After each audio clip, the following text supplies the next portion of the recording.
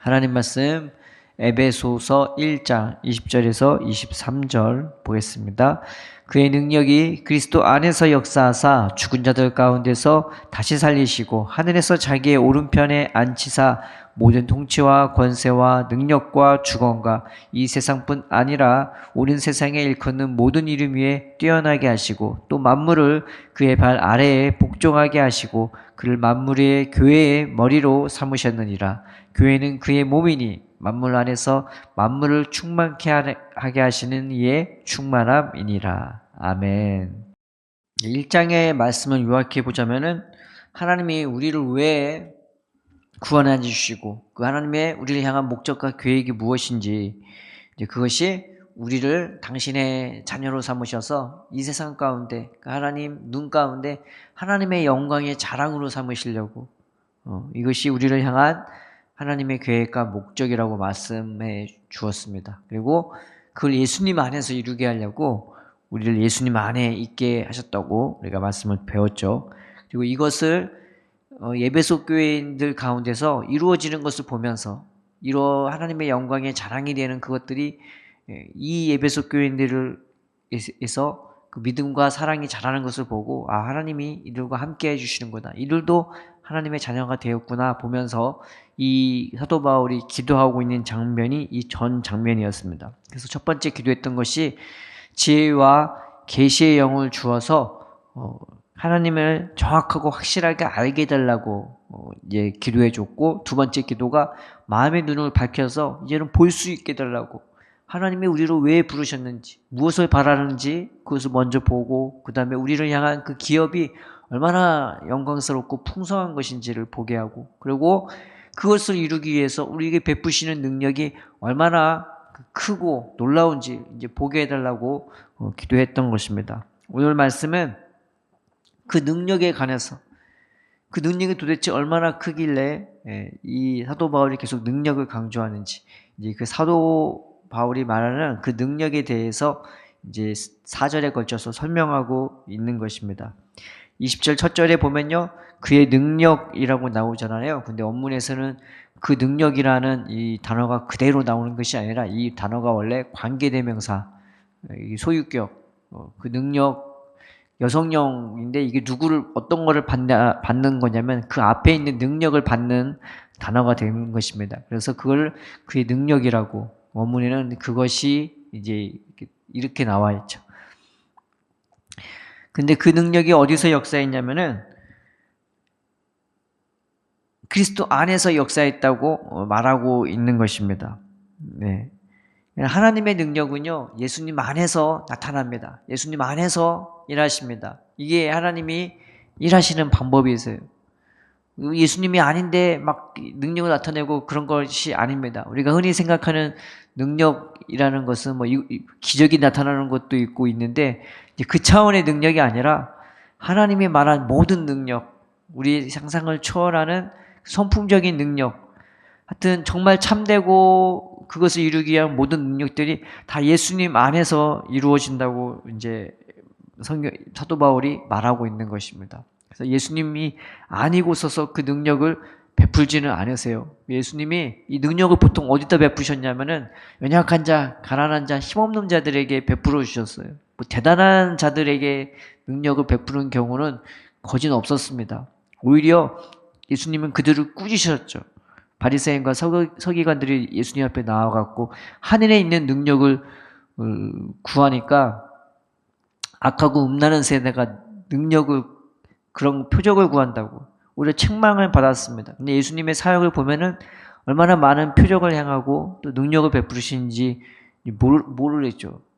정말 연약한 자, 가난한 자, 힘없는 자들에게는 주님이 그 능력을 한없이 베풀어 주시는 거죠. 지금도 선교 사역에 가보면요, 지금도 여전히 능력이 나타난대요. 근데 이상하게 많이 배웠다는 그런 곳에 오면 능력이 줄어들어요. 그 참 희한하죠. 근데 하나님은 이 능력을 예수님 안에서, 예수님 사랑 안에서, 예수님 긍휼 안에서 베푸시는 것입니다. 그리고 이거는 하나님이 주도적으로 베푸세요. 여기서 나타나는 그의 능력이라고 하잖아요. 하나님의 능력입니다. 이 능력은 하나님이 주도적으로 베풀어 주시는 것이죠. 그 능력이 이 그리스도 안에서 역사해서 우리로 하여금 그 예수님 앞에 무릎 꿇게 만드는 것입니다. 그래서 그 능력이 어떻게 역사하시는지 20절에 보면은 죽은 자들 가운데서 살리시고 다시 살리시고 라고 나와 있습니다. 다시 살린다는 것은 새롭게 살린다는 그 말이 되기도 하고 이전보다 더한 비할 바 없는 영광으로 살려준다고 말해주기도 하는 것입니다. 그냥 목숨만 딱 살은 것을 이걸 부활이라고 말하지 않고 이전보다 더한 영광으로 우리가 가진 이 육체조차 새롭게 되어질 부활인 것입니다. 우리의 마음과 영을 말할 것도 없고 우리의 이 육체까지도 이 장막까지도 우리가 새롭게 갈아탈 그런 살림으로 그런 생명으로 살려주신 능력이란 거예요. 그래서 능력이 내 안에서 역사하면 좀 새로워지고 좀 건강해지고가 아니라 내 마음과 영조차 이전과는 비할 바 없는 생명으로 막 충만하게 채워지는 거죠. 그러한 생명력을 이 예수님 안에 나타나 계셔서 다시 살렸다고 말하고 있는 것입니다. 두 번째는 앉혔대요. 본문에서 하늘에서 자기의 오른편에 앉히사라고 나와 있죠. 이거는 공간적인 것만을 얘기하는 것이 아닌 것입니다. 공간적인 것을 뛰어넘어서 이것은 주권적인 거예요. 하나님이 오른편에 앉았다는 것은 모든 그 통치권을 예수님께 다 줬다는 거예요. 모든 상속권을 예수님한테 주었다는 것입니다. 모든 구원의 능력을 예수님께 다 주었어요. 모든 주권을 다 예수님께 준 거를 말하고 있는 것입니다. 이 한 번에 하늘로 올리셔갖고요. 세상에서 봤을 땐 예수님이 보잘것 있었습니까? 성경에 보면은 흠모할 것 같은 아름다움이 아무것도 없었다고 이사야에서 예언하고 있었는데, 그런데 그 십자가에 못 박혀 죽은 그 예수님을 하늘로 확 올리셨어요. 우리에게도 그러한 소망이 있는 거죠. 하나님이 그 예수님 안에 있는 그 생명으로 예수님을 새롭게 이전과 비할 바 없는 영광으로 다시 살릴 뿐더러 저 높은 곳으로 이 세상에 비할 바 없는 그 놀라운 곳으로 올려주셨단 말이에요. 하나님은 우리가 어느 정도 이 우주선 쏘아 올렸다고 주님께 가까이 갈 수 있는 그런 분이 아니신 것입니다. 이 공간의 차원을 뛰어넘는 거예요. 영적인 차원인 거예요. 그런데 그런 수준으로 예수님을 확 올려주신 것처럼 우리도 올려주실 거라는 이런 우리가 소망을 가질 수가 있는 거죠.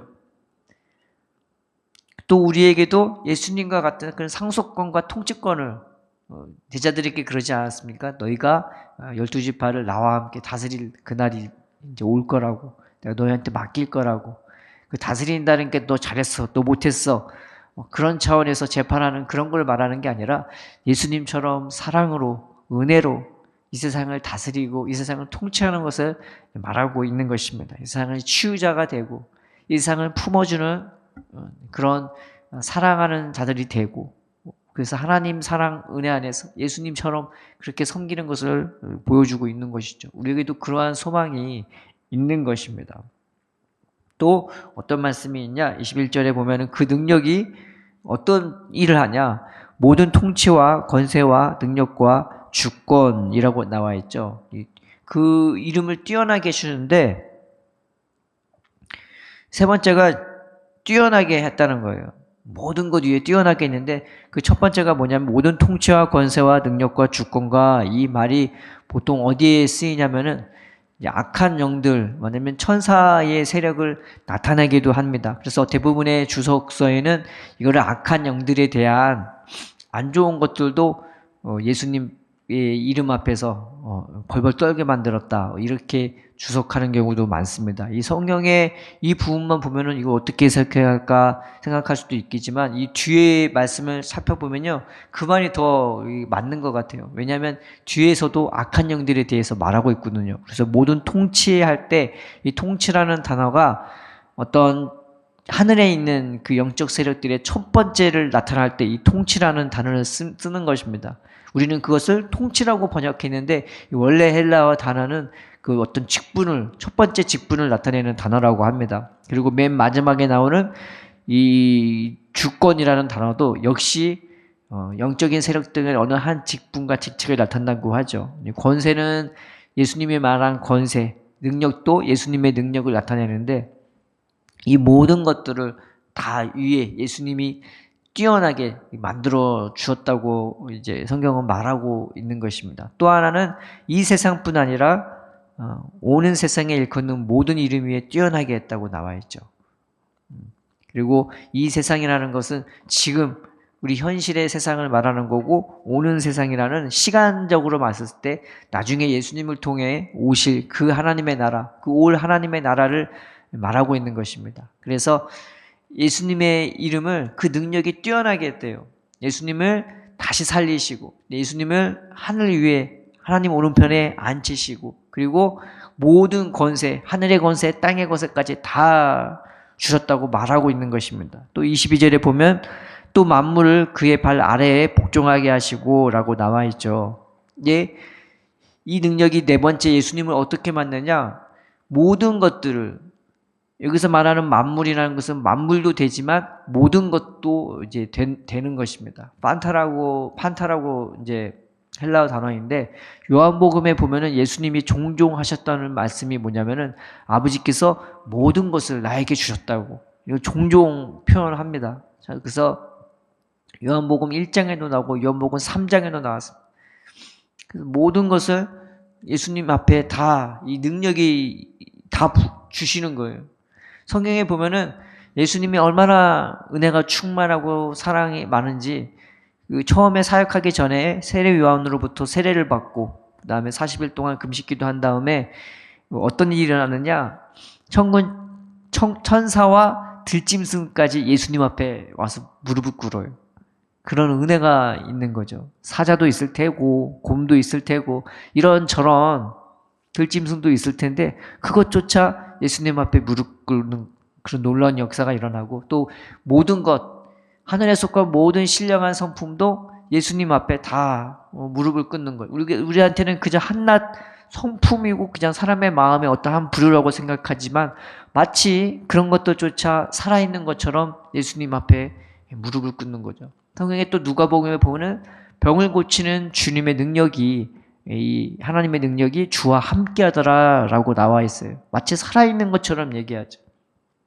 예수님이 얼마나 좋은지, 얼마나 긍휼이 많은지, 그 안에 하나님의 영광이 얼마나 가득한지 이 능력조차 예수님을 따라다녔어요. 예수님이 너무 좋으니까, 예수님이 안에 너무 사랑이 많으니까. 그러니 능력조차 예수님을 쫓아오고 따라오는 거예요. 예수님이 능력을 쫓은 게 아니에요. 능력이 예수님을 쫓았단 말이에요. 그래서 우리가 예수님 안에서 선택받은 가장 큰 이유는 뭐냐? 무슨 기적 행하고 방언하고 은사 베풀고 그런 것이 아니라 예수님의 안에 있는 그 생명력, 이 영혼들을 향한 긍휼, 그리고 하나님의 은혜를 아는 그 영광스러운 마음, 그런 것들로 가득하게 하려고 하나님이 우리를 불러주신 거죠. 그래서 그 믿는 은혜가 우리한테 임하게 되면 이런 표적이 따라온대요. 내가 표적을 쫓아가는 인생이 아니라 표적이 따라오는 인생이 될 거라고 예수님이 말씀해 주신 것입니다. 얼마나 놀랐습니까? 그래서 이 능력이 이 앞에 3절에서는 네 부분에서는 예수님을 다시 살리시고 예수님을 하나님 보좌 우편 위에 앉게 하시고 그리고 악한 영들인지 이 세상이든 모든 것도 다 예수님 앞에 예수님 이름이 뛰어나게 하시고 또 모든 것들이 예수님 앞에 무릎 꿇게 다 예수님과 관련된 말씀입니다. 22절 하반절에는 뭐라고 나와 있냐? 그를 만물 위의 교회의 머리로 삼으셨느니라 라고 나와 있습니다. 이거 삼으셨다는 말은 이 만물 위에 교회의 머리로 줬다는 말이에요.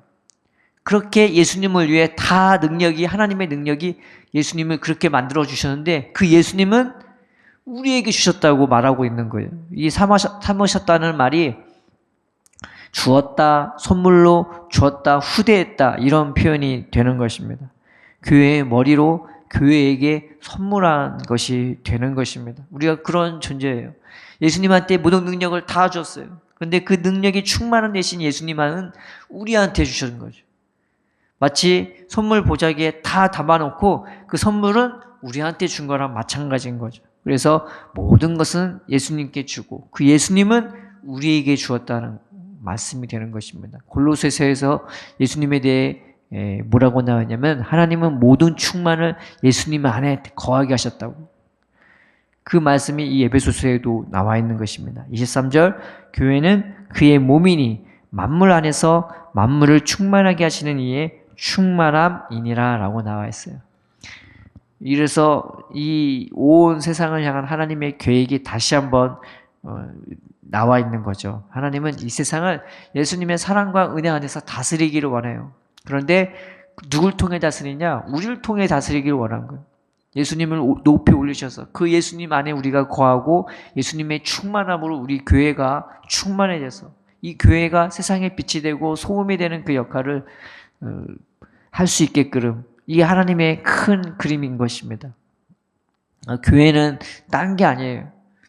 딴 게 아니라 예수님으로 충만한 거예요. 예수님 안에 있는 그 충만으로 충만해지는 게 교회의 생명이 되는 것이에요. 여러 가지 선한 일도 있고 전도도 있고 예배가 있는데 모든 것이 그 예수님으로 충만했을 때 가능하게 되는 것입니다. 그러니까 이 말씀 붙잡고 기도할 때 하나님 나에게도 이 능력 베풀어 주세요. 예수님 안에 있는 능력, 나도 이 참된 능력, 그 사랑의 능력, 긍휼의 능력, 겸손의 능력, 온유의 능력, 그 예수님 안에 그 생명의 충만함, 생명과 경건에 속한 모든 것들, 능력이 따라올 수밖에 없고 표적에 따라올 수 없는 그 놀라운 은혜가 우리 안에도 임하게 해달라고, 우리 예수님을 늘 내 삶에 나타나게 해주시고 보게 해주시고 깨닫게 해주셔서 오늘 하루도 예수님으로 말미암아 능력 있는 삶을 살게 해달라고, 그 능력으로 나도 살려주시고 나도 하나님의 능력 그 보호의 손길 안에 보호해 주시고 하나님 나도 예수님 안에서 살아갈 수 있는 인생이 되게 해달라고 말씀 붙잡고 주님 앞에 나아가는 저와 여러분 되기를 주님의 이름으로 축원드립니다. 다 같이 기도하겠습니다.